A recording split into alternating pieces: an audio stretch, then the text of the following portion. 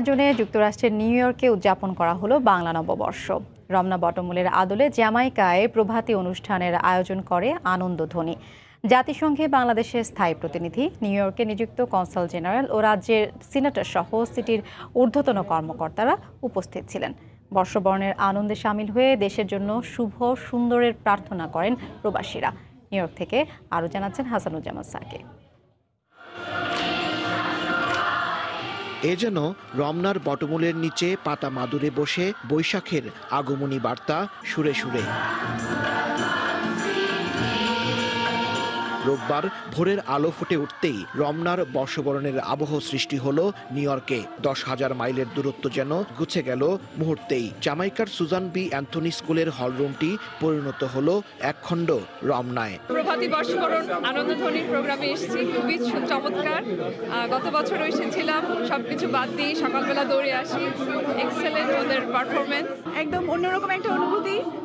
আর খুব সকালে যেটা হয়, ছোটবেলা থেকে যেটা আমরা লালন পালন করে এসেছি আমাদের মনের মাঝে, সেটাই এখানে এসে পাওয়া এত দূরে।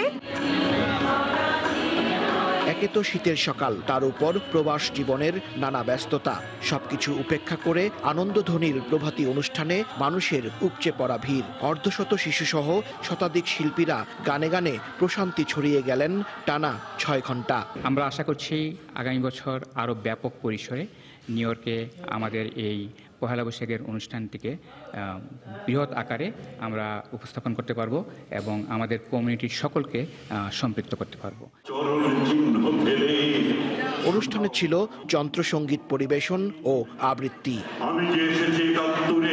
নিউ ইয়র্কের কনসাল জেনারেল বললেন, আগামী বছর আনন্দধ্বনির এই অনুষ্ঠানটি ম্যানহাটানের সেন্ট্রাল পার্কে করার উদ্যোগ নেবেন তারা। আগামী বছরের পয়লা বৈশাখটি অবশ্যই সেন্ট্রাল পার্কে করা হবে এবং কনসুলেট জেনারেল এটির ব্যবস্থা করবে।